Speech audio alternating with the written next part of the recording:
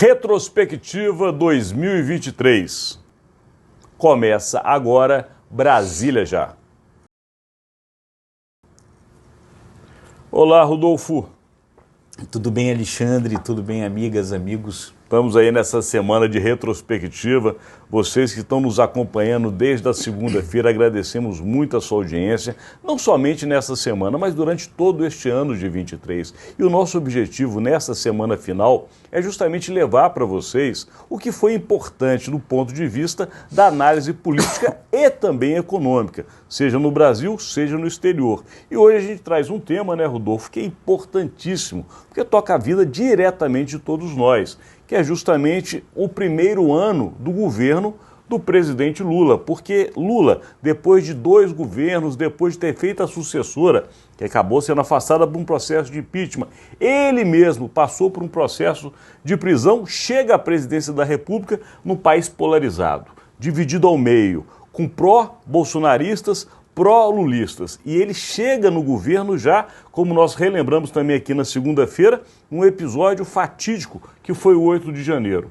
Então, um presidente que chega com todo esse histórico, com as dificuldades de cenário, ele tinha um desafio, que era o mais importante, que era fazer justamente neste ano que está chegando ao final, as entregas econômicas. Porque todos nós sempre falamos aqui, Rodolfo, o que toca no final é o bolso. Todos nós queremos saber da nossa vida tranquila do ponto de vista financeiro. E aí, com um país complicado, completamente tumultuado, como é que se fariam entregas financeiras e econômicas? E é isso que a gente traz para vocês hoje, né, Rodolfo? É isso, né? Quer dizer, um ano de grandes desafios, né? Porque realmente o presidente Lula, nesse terceiro mandato, recebe um país totalmente polarizado, dividido, como bem disse o Alexandre, que já iniciou com aquele triste episódio do 8 de janeiro e uma série de desafios, então, para entregar.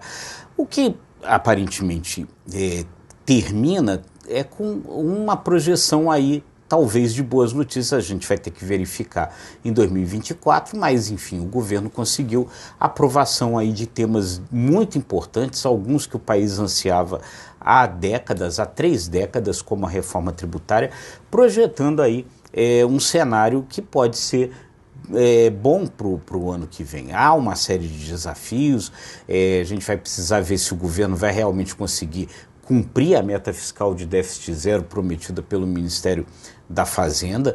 Existem ainda várias entregas, o governo não conseguiu entregar muito ou menos do que esperava na área de investimentos, com as obras aí do novo Programa de Aceleração do Crescimento, mas enfim, criou-se aí um arcabouço de projetos aprovados, de coisas importantes aprovadas, e a maior delas é a reforma tributária, que projeta esse cenário legal aí, um cenário que talvez seja positivo nesse final do ano, para o ano de 2024. Não, e a palavra que você escolheu, que é desafio, ela é muito importante, porque o maior desafio que a presidência da República, no caso Lula, teve neste ano com relação à economia foi justamente ter um combinado que desse certo com o Congresso Nacional. Porque temos que lembrar também o Congresso Nacional com um presidente da Câmara poderosíssimo, que é o deputado Arthur Lira.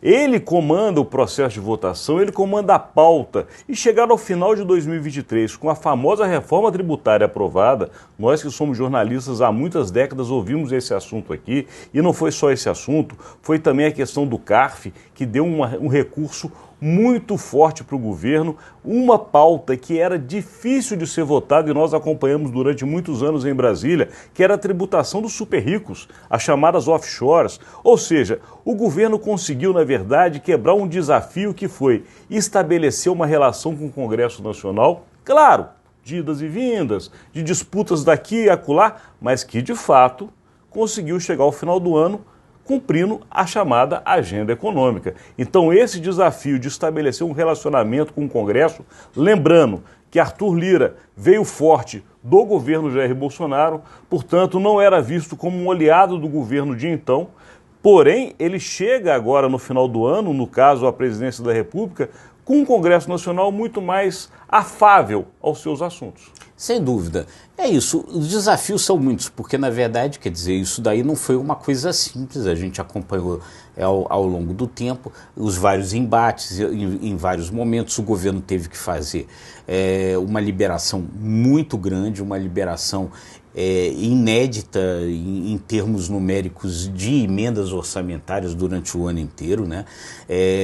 Os poderes aí do Congresso nesse sentido aumentaram muito. O presidente da Câmara, Arthur Lira, tem a chave desse cofre do orçamento. Enfim, são coisas aí que o governo foi obrigado a ceder para poder aprovar essas coisas, mas realmente são projetos muito importantes aí. A reforma tributária é um projeto importante não só para o governo, mas para o país, porque projeta aí um tempo de mais racionalidade tributária que vai ser herdado pelos próximos governos, não apenas pelo governo Lula, né? E esses projetos que dão ao governo essas ferramentas aí de arrecadação importantes para o ano que vem, para poder talvez chegar à meta aí de déficit zero pretendida pelo ministro da Fazenda. O projeto do offshore, um projeto importantíssimo também. Enfim, esse arcabouço de medidas na área econômica acabou sendo aprovado pelo Congresso e isso realmente parece muito positivo. E cria um ambiente muito positivo do ponto de vista de investimento, não somente do Brasil, com a sua indústria querendo investir no próprio Brasil, como quem está lá fora querendo investir no nosso país. De fato, a questão da agenda econômica, em acordo com o Congresso Nacional, com as aprovações deste final de ano, mostram que, de fato, esse grande desafio, que é o desafio não do primeiro ano de governo Lula, mas dos 4 anos de governo Lula, está chegando ao seu final cumprindo, pelo menos, neste primeiro momento, a meta que foi colocada. E, de fato, aguardando para o próximo ano as entregas, porque vamos lembrar, o caminho foi preparado, mas até agora entregue nada foi, né, Rodolfo? É isso aí, ficam esses desafios aí para frente, que devem começar, por exemplo, por essa questão da meta fiscal. Será que realmente o ministro da Fazenda, Fernando Haddad, vai ter essa condição de obter o déficit zero? É o que a gente vai ter que ver agora no ano que vem. E vamos acompanhar, mas hoje encerramos mais este conteúdo de retrospectiva do ano. Lembrando a vocês, amanhã o último conteúdo sobre 2023. Aguardamos a sua audiência. É isso aí, gente. A gente sempre agradece e deixa aquele convite que é importante para nós. Curta, compartilhe, se inscreva nos nossos canais. Obrigado e até amanhã.